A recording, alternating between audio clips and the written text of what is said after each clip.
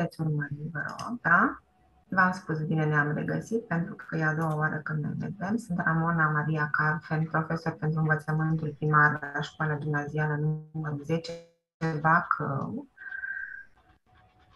Pentru cei care nu mă cunosc, cei care deja am făcut cunoștință, ne cunoaștem și am spus de data trecută că astăzi vom vorbi despre text și vom face câteva exerciții de înțelegere a textului. Nu e ceva nou, cred eu, pentru voi, da?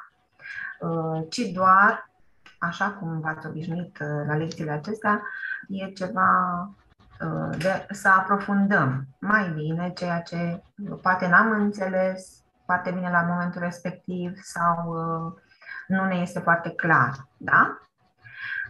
Așa cum cei care ați fost la întâlnirea precedentă vă amintiți, noi am pornit într-o călătorie. Vă mai aduceți aminte? Mai sunt câțiva care au fost? Da. Da? Da.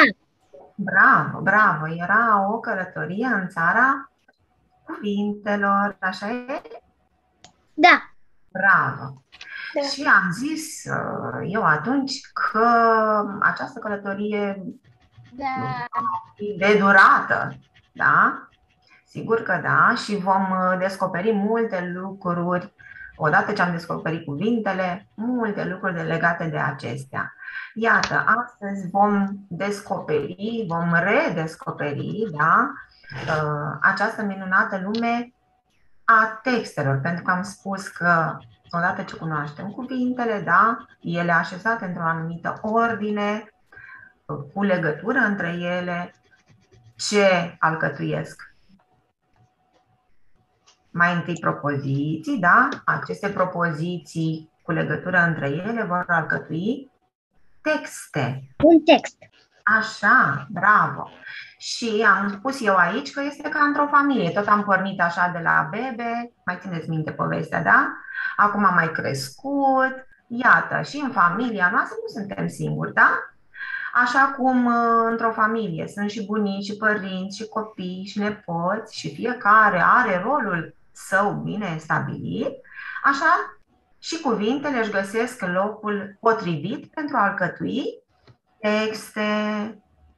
Și spuneam că vom continua această călătorie pornind de la sunete, litere, silabe, cuvinte, mai țineți minte, da?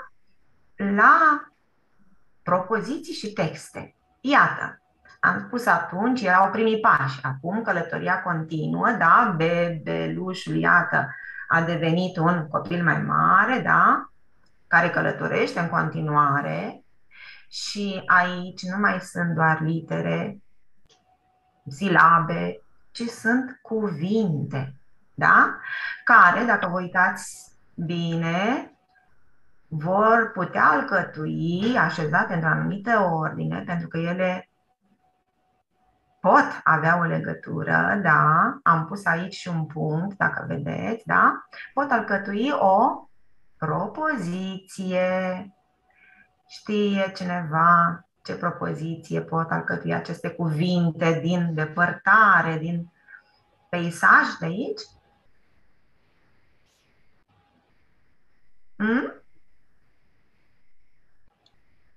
Povestea a fost ca o vacanță. Cine, Bianca? Mai spune o dată, te rog. Povestea a fost ca o vacanță, dar nu știu de ce. Povestea nu e povestea, invers. Dar scrie poveste. Păi da, asta spuneam. Ea pornește de aici unde e articulat cuvântul, ia vezi, invers. Pot spune eu? Cine? Natalia, da? Pot spune eu? Natalia? Hai, spune. Vacanța a fost ca o poveste. Vacanța mare a fost ca o poveste. Așa. Așa. Și la sfârșit neapărat? Fost ca o poveste. Foarte bine, Natalia, cred, da? Bravo. Bravo. Ia să vedem dacă așa și este. Vacanța mare a fost ca o poveste. Bravo, dragilor! Vacanța voastră mare a fost ca o poveste? Da. Da, aici, Da. Da. Iana sau Eva, cum ai scris aici, da, în chat, vacanța a fost fost o poveste, da, dar n-ai folosit toate cuvintele, da? Ai fost atent acum. Să folosim toate cuvintele. Bravo! A spus vacanța voastră ca o poveste. Păi, dacă a fost ca o poveste, ia să vedem. Spuneți povestea vacanței voastre. Cine se încumetă? Dacă a fost ca o poveste. Cum a fost vacanța voastră? Cine îmi spune? Oral. În câteva Pot spune eu? Sigur că da. Da. Te rog. Pot spune eu, Natalia? Natalia, da, te rog. Hai. Povestea vacanței mele. Vacanța mea a fost superbă. Am mers, am călătorit la munte, am respirat aer curat, am vizitat parcul din Parc, am mers să-mi vizitez școala, am mers în piață, o vedem, când e dor de ea. Bravo. Ne-am plimbat, am ieșit prin parc, am făcut Radix și mi-a plăcut foarte mult. Bravo. Și am strâns foarte multe munte și acum vreau mai strâns și pe parcursul anului școlar. Vreau să acum, la sfârșitul, acum pe sfârșit, am primit un chestionar să completez și am aflat că am dat un tageasos pentru un laptop. Și eu pentru acela pe Benarabix. Și acum dacă îl câștig, încerc să-mi iau un set, un set de cărți. Bravo, bravo. Deci iată, în vacanță nu doar ai vizitat, nu doar te-ai jucat, ci dacă încep să joc. Ai și muncit și iată, munca îți poate fi răsplătită. Am 3 setare pline de la școală cu cărți de lectură. Bravo, bravo, foarte bine. Iată ce poveste minunată a ieșit așa din vacanța aceasta a ta. Am citit toată seria Ajunului Puști. Bravo! Se aude cam rău. Vă rog să aveți toți microfoanele închise. E o microfonie. Dar am înțeles ce ai spus, Natalia. Bravo! Ținem pumnii să câștigi laptopul. Da? Bravo! Mulțumim! Iată să vedem mai departe o altă poveste, cum am gândit-o eu. Mulțumim, Natalia! Sunt convinsă că povestea fiecăruia dintre voi este extraordinară. Haideți să vedem, pentru că vorbim de text, da? Eu am gândit așa că textul ar fi ca o pânză de păianjen. De ce? Pentru că, și să vedem dacă sunteți de acord cu mine, da? Așa cum păianjenul țese într-o anumită ordine pânza, da? Așa și propozițiile dintr-un text trebuie să aibă legătură între ele, să aibă sens, da? Nu să vorbim într-o propoziție despre ceva, în cealaltă despre altceva. Și atunci eu m-am gândit să spun o poveste a vacanței mari, cam așa. Să vedeți dacă vă place povestea aceasta. Vacanța mare a fost ca o poveste. Soarele ne-a zâmbit la mare, la munte, la bunici. În același timp am călătorit în lumea Naradix. Da? Ați văzut la fel cum a făcut Naradix. Am și muncit. Ne-am jucat, am învățat, am câștigat. Iată cum sperăm să câștige și Natalia astăzi. Ținem pumnii. Am descoperit tot felul de lucruri grozave. Și acum suntem pregătiți pentru provocările noului an școlar. Da? Deci, iată, am pornit, da, de la un început așa frumos despre cum a fost vacanța și am ajuns la ceea ce va urma. Au legătură între ele aceste propoziții? Au? Vă aștept. Au legătură? Despre ce s-a vorbit în toate aceste propoziții? Da. Care e legătura Este aceasta? vacanța noastră.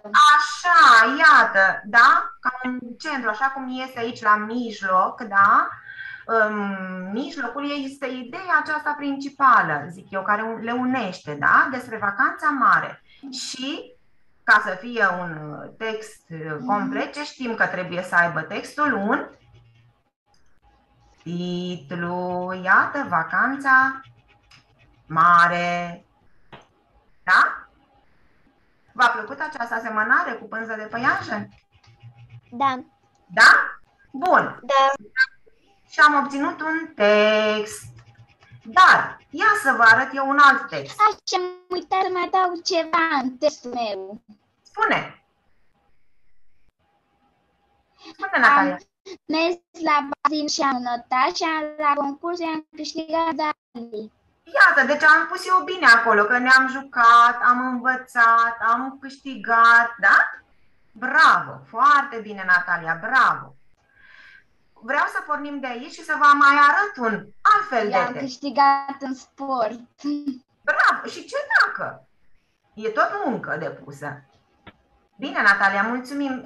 Te rog să închizi microfonul, dacă nu mai ai ceva de spus, ca să nu creăm microfonie, da? Spuneam că, iată, textul acesta este despre vacanța mare. Mai am un text tot despre vacanța mare. Ia să vedem ce deosebire este între primul și al doilea. Iată, în vacanță, la fel titlu, da? Și am făcut eu un alt fel de text. În vacanță m-am jucat, dar am și aprofundat cunoștințele la fix pe platforma Naradix.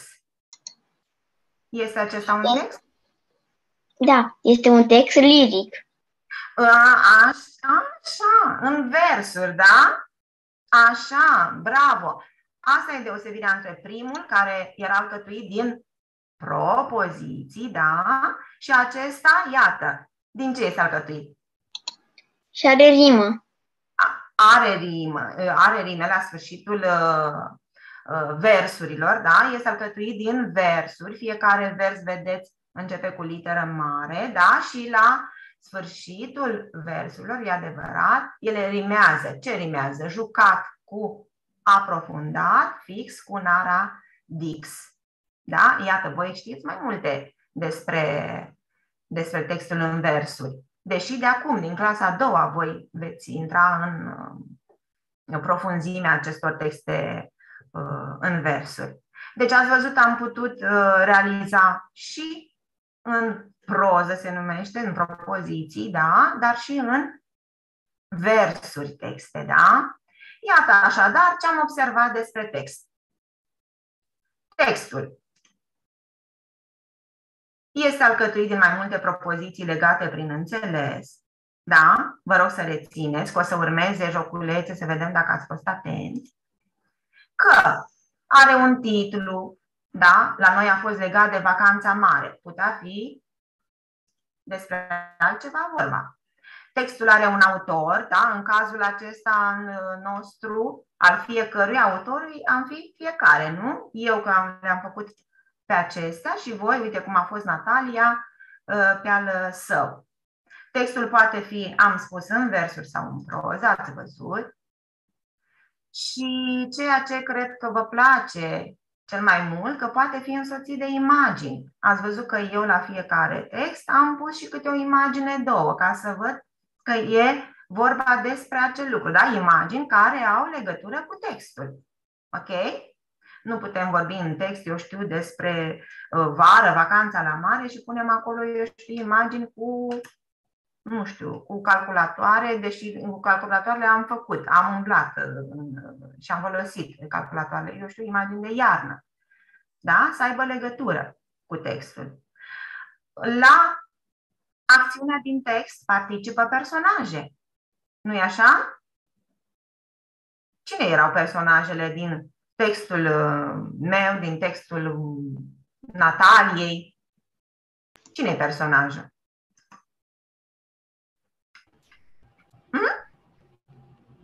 La Natalia ea este, da. Noi, la textele noastre, că am lucrat pe Naradix, am câștigat. Familia, da, care ne-a însoțit în această vacanță, sigur că da. Și am mai pus aici, că voi știți sigur, că prima propoziție întotdeauna într-un text începe cu alineat, la fel se scriu și ideile noi ale textului. Da? Un text nu are doar un singur alineat, da? Atunci când se schimbă ideea, se schimbă și alineatul, da? Nu rămâne doar un singur alineat. Lucrurile acestea voi le veți dezvolta în clasa a doua, când veți învăța. Așa, am câțiva și acum câțiva colegi care scriu tot textul așa, drept. Așa, da, trebuie să fie foarte bine. Voi abia în clasa 1, da, să așezați, să puneți alineate, da, abia le-ați învățat. De asta am spus, din clasa a doua veți dezvolta, da, și veți face multe exerciții mai complexe, mai dezvoltate, da, pe baza textelor. Așadar, dacă ați fost atenți și am spus așa că între text și imaginea care îl însoțește trebuie să existe o legătură, da? Aș vrea să jucăm un joc. Vă trimit link, da, în chat. Să-mi spuneți când o să le trimit.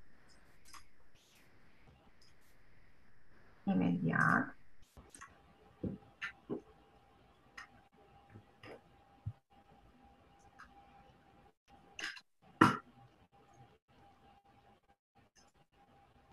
Imediat. Ar trebui să-l vedeți. Să-mi spuneți dacă l-ați primit.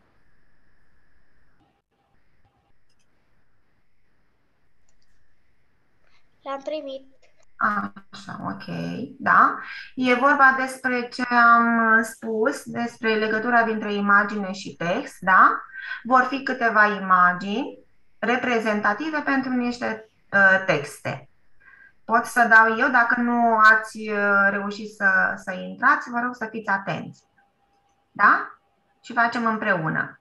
O imagine ca un puzzle.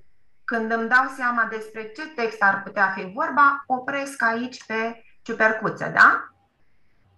Ne uităm dacă nu ați reușit. Iată, avem aici câteva: Pinocchio, Albă ca zăpada, Rățușca, Rățușca cea urâtă și Ursul păcălit de vulpe.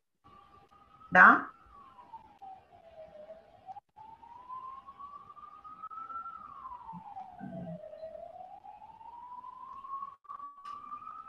La voi merge? Ia să vedem. Da, merge. Ce text sugerează imaginea? Se vede, da? Și apar câteva piese. Eu opresc pe ciupercuță, uite, aici opresc. Îmi pot da seama cam ce text? Nu? Nu v-ați dat seama?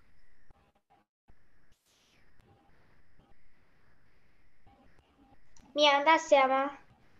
Pune, te rog. Pinocchio. Pinocchio? Ia să vedem dacă apăs aici. Corect!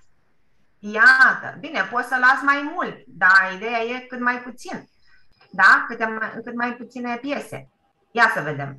Următoarea. Fiți atenți. Eu am terminat joculețul. Bravo! Atunci ne ajuți pe noi. Pot să opresc? Îmi spuneți când să opresc. Da, puteți. Gata. Ce text? Albă ca zăpadă de frații Grimm. Oh, bravo! Super! Mai departe, atenție! Dacă voi l-ați făcut, deja e ușor. Ne spuneți și nouă. Ursul păcălit de vulpe. Oh, deja? Am oprit.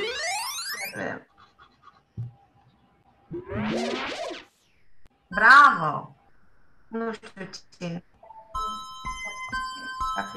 Răspuns. Și mai avem una?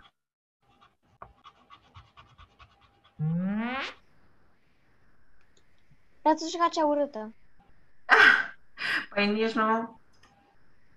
A, că tu l-ai făcut de asta. Bravo, dragilor! Bravo! Super! Super bine! Ați reușit și voi, da? Da, da. Da? Ok! Mergem mai departe. Sper să vă fi plăcut. Să revenim la prezentarea noastră.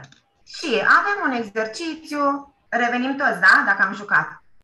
Ordonează propozițiile pentru a forma un text și să-i dăm un titlu potrivit. Cine ne citește? Pot citi eu? Pot eu, doamna? Alexia? Cântecul ei l-a fermecat pe împărat. Un împărat voia să știe ce pasăre cântă cel mai frumos, însă nicio pasăre nu l-a cucerit. La sfârșit a venit privighetoarea. La curtea lui a fost invitate toate păsările din împărăție. Așa, Alexia. Mulțumim. Ele sunt dezordonate. Oare cum le-am putea așeza ca să alcătuim un text frumos? Dacă era nevoie... Spune Natalia? Natalia? Deja ți-ai dat seama care ar fi prima propoziție? Hai! Numărul, da, eu știu povestea. Foarte bine! Dar hai să le așezăm în ordine. Care ar fi prima? 1. Un împărat voia să știe ce pasăre cântă cel mai frumos. Cânta cel mai frumos. 1. Bun. 1. Da. A doua propoziție. Mulțumim, Natalia. Mulțumim. Un împărat voia să știe ce pasăre cântă cel mai frumos. A, da. Da. Te-am auzit. Mulțumim. Altcineva? A doua propoziție. Știu eu. Hai, te rog. Bianca.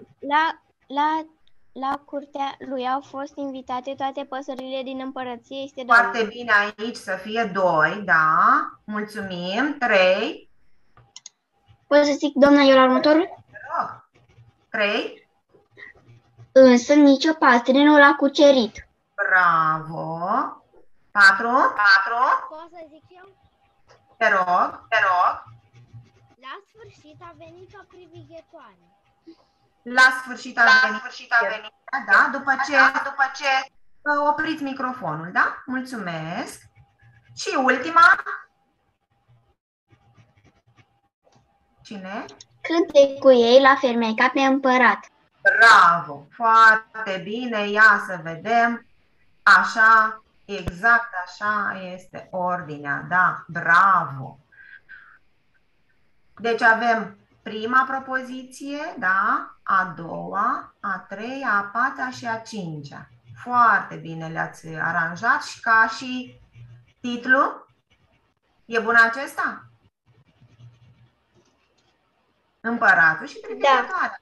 De ce? Am spus. Da, împăratul și privighetoarea. Da? Atât titlul cât și imaginile, da? Trebuie să aibă legătură cu Textul. Textul, da? Am făcut așa cum știam că E corect, da? Bun. Atenție, așadar. Mergem mai departe.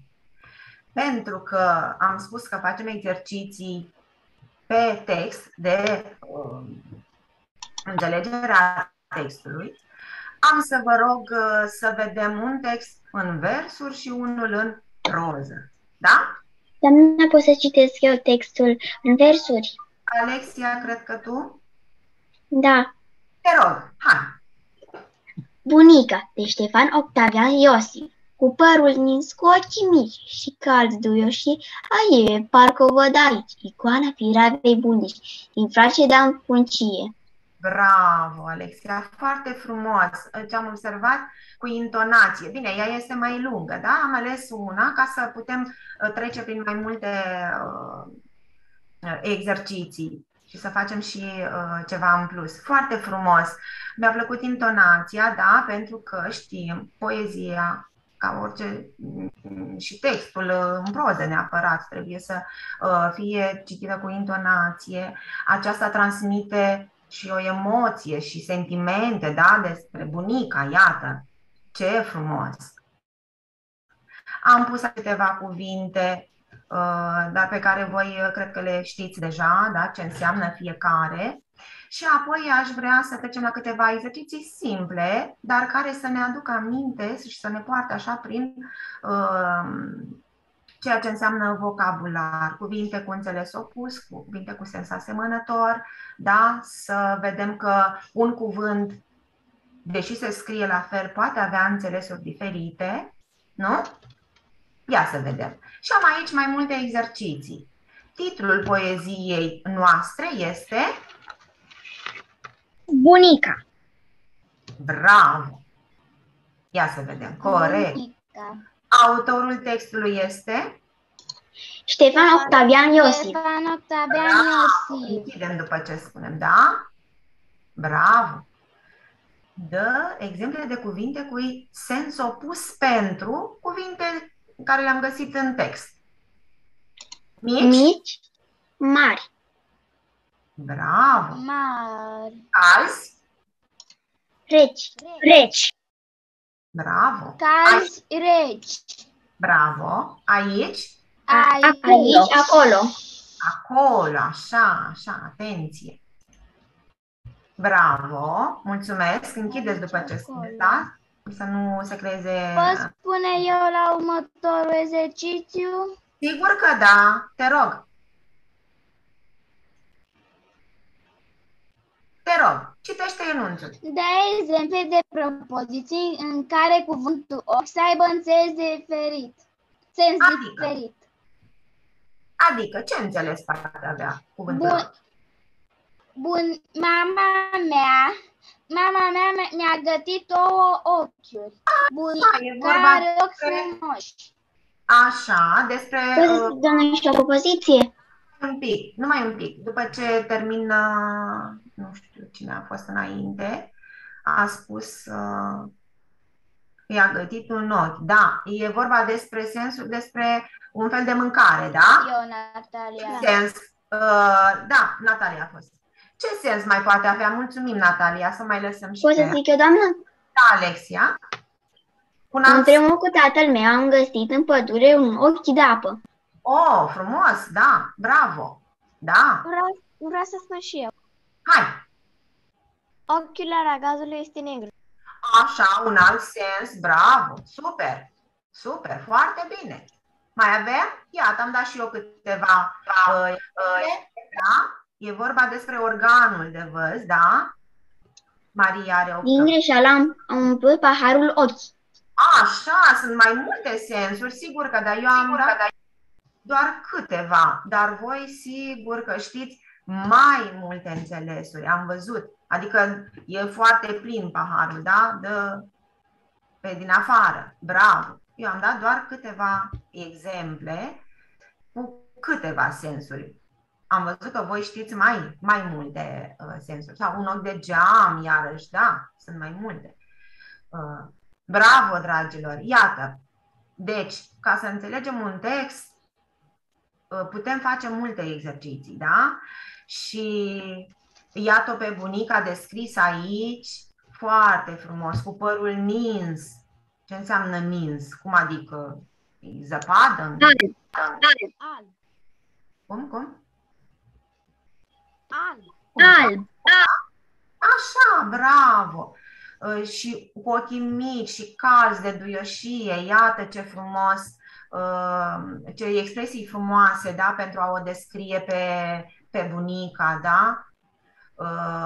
Care rămâne în sufletul fiecăruia dintre noi ca o imagine, ca o icoană, da? Așa cum este icoana sfântă, da? Așa este și bunica pentru noi. M-am legat de bunica, de bunicul, da? De personaje din aceste familiare nouă, da? Din familia noastră, pentru că am pornit de la un bebeluș, da? Care nu este singur, nu pornește singur în călătoria sa, da? Ci alături de familia sa. Iată, și am pus aici, pentru că tot am vorbit de cuvinte cu înțeles opus, de un joc am pus, vă trimit în chat, da? Vă trimit imediat, numai un pic.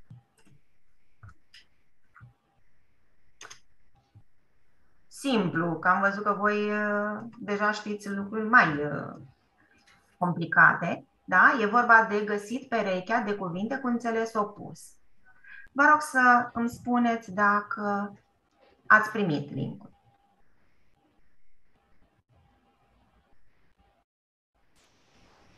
Nu. Nu ați primit link-ul? Ia să vă mai uit o dată. Da. Acum l-am primit. Da, acum l-am. Ok, mie m-a părea că îi primiți. Ok. Da? Deci, cred că ați mai jucat genul acesta de jocuri. Da? Îmi confirmați sau nu? Da, am mai jucat. Ok. Ce trebuie să facem? Să găsim perechea, da? Iată, de exemplu, pentru cuvântul lumină, da? Mă uit peste tot și văd Întuneric. Așa, iau de aici eticheta și o mut peste eticheta cu cuvântul întuneric și ele rămân lipite, da? Eu am terminat, că l-am făcut foarte repede. Bravo! Eu trebuie să vă explic tuturor, da? Și durează un pic mai mult. Cine a terminat ne ajută pe ceilalți, da? Eu am terminat. Am pentru deschis. Închis. Deschis, pun deasupra și ele se lipesc, etichetele, da? Bravo! Pentru leneș. Leneș harnic. Bravo, ia să vedem. Bravo. Mai departe, pentru scund. Scund înalt. Bravo. Le-am pe toate proiecte. Mare. Mic. Bravo. Tânăr. Bătrân. L-am terminat. Bravo, sunt convinsă. Și bine, da? La sfârșit ne verificăm, dăm pe bifă. Super, ai găsit soluția corectă. Bravo. Sigur v-a apărut și vouă așa. Da? Revenim. Dacă am vorbit despre bunica, am găsit și un text despre bunicul. Doamna, pot să citesc eu textul? Da, numai un pic, da. De data aceasta, în proză, da? În propoziții. Am zis să fie și. Da? Cine? Te rog acum, spune. Alexia. Bunicul de Barbu Ștefănescu de la Vrancea. Se scutură de salcâm o ploaie de mirezme. Bunicul stă pe prizmă. Se gândește. La ce se gândește? La nimic. Numără florile care cad. Se uită în fundul grădinii. Se scarpină în cap. Iar numără florile scuturate de adiere. Pletele lui albe și crețe parcă sunt niște ciorchini de flori albe, sprâncenele, mustățile, barba. Peste toate am nins ani mulți și grei. Numai ochii bunicului au rămas ca odinioară, blânzi și mângâietori. Bravo, ce frumos, Alexia, bravo, foarte frumos, da? Iată, ambele texte ne transmit stări de nostalgie, dacă vreți, de admirație față de bunici, da? Iată ce frumos a citit Alexia, da? De ce? Pentru că este un text care transmite multă emoție, la fel ca și la bunica, da? Iată, peste toate au nins ani mulți și grei, ca o ninsoare, așa, da? Adică bătrânul, bunicul are mulți ani, este foarte bătrân, da? S-au adunat mulți ani în care a muncit, a făcut multe lucruri care, eu știu, i-a ajutat pe nepoți, pe copiii săi, da? Bun, așadar, dacă am fost atenți, putem face următoarele exerciții în dreapta aici, da? Va apare și vouă. Din salcâmi se scutură. Cine îmi spune? Găsim chiar la început, trebuie să mă uit pe text, da? O ploaie de mirezme. Din salcâm se scutură o ploaie de mirezme. Bravo, bravo. Așa este. Și ce face bunicul? Poți să spun eu la următoare? Se gândește. Puteți să spuneți mai mult. Ce face? Stă pe prispă, dar o luăm de la început. Ai spus tu, se gândește. Numără florile care cad. Bine. Numără florile Se uită în fundul grădinii. Bravo. Se scarpină în fundul cap. grădinii, se scarpină în cap. Bravo. Numără florile. Iată, acestea sunt răspunsurile. Atunci când am exerciții pe text, trebuie să urmăresc textul, da? Exact cum sunt date în text, așa trebuie și eu să răspund. Da? Să lucrez cu textul, neapărat. Am o întrebare, mă duc pe text, da? Stă pe prispă, se gândește, numără florile, da? Întotdeauna trebuie să lucrez cu textul. Așa veți avea și în continuare, și în clasa a doua, când veți avea evaluarea, la fel. Vor fi multe exerciții de lucrat pe text. Trebuie să ne întoarcem întotdeauna la text, nu din ce îmi aduc aminte, parcă așa era. Nu, exact pe text, da? Mergem mai departe să găsim de data aceasta cuvinte cu înțeles asemănător pentru câteva cuvinte din text. Nu opus, da? Acum să aibă același înțeles. Pentru miresme, îmi puteți spune? Uitați-vă în text. Flori. Miresme. Nu. Parcă se simte.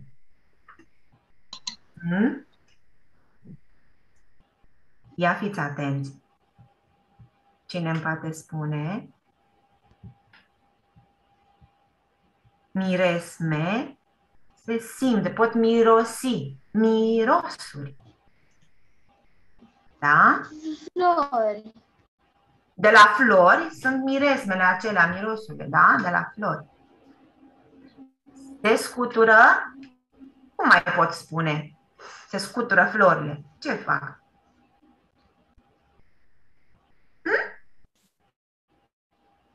Ia să văd, am în chat aici ceva. Cad. Așa, în chat am văzut. Ok.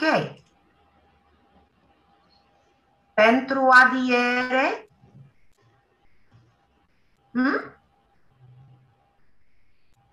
O adiere.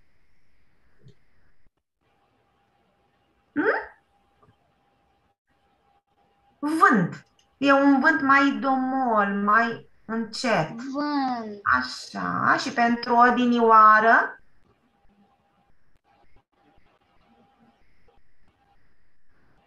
Cum era odată. Odată, altă dată. Așa, eu v-am mai făcut altă dată.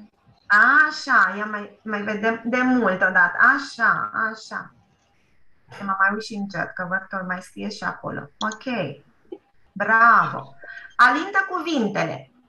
Am dat eu deja mai departe. Adică cum? Flori, floricele. A face mai micuțe, să le alintăm. Vedem că cuvintele pot fi scrise, da? Și sub forma aceasta, alintate. Bărbiță.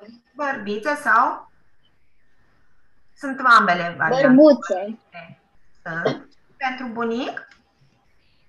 Bunicuț. Așa. Iată. Și am mers și am făcut text. Am făcut pe text multe exerciții. Bine că ele sunt... Doamna, acum ne trimite link-ul unde să scriem expresii despre Naradix? Explic imediat, da. Numai un pic să termin de vorbit despre texte, că sunt multe lucruri de făcut pe text, da? De asta spuneam că o să învățați și altele mult mai complexe, mai dezvoltate, da? Pe baza textelor, începând de în clasa a doua. Într-adevăr, știați că trebuie să scrieți, o să vă trimit un link în chat, da? Pentru că suntem la final de Naradix, da? Și cu siguranță aveți câte o impresie despre ce a fost. Eu ieri am completat la altă ora acesta. Numai un pic, poftim? Doamna, poți să zic eu ceva? Da. Pentru cei care intră în clasa a doua. În clasa a doua va fi evaluarea națională. Deci să vă intre bine în cap cum trebuie să facem un text. Da. Va fi 25 de minute sau mai mult să faceți un text. O să fiți învățați de către voastre, sigur că da, despre ce anume o să aveți de făcut. Mulțumim, dragilor, așadar, succes în nou an școlar și nu uitați că rămâne prietenul, veți întoarce oricând doriți să lucrați. La revedere! La revedere! La revedere! La revedere!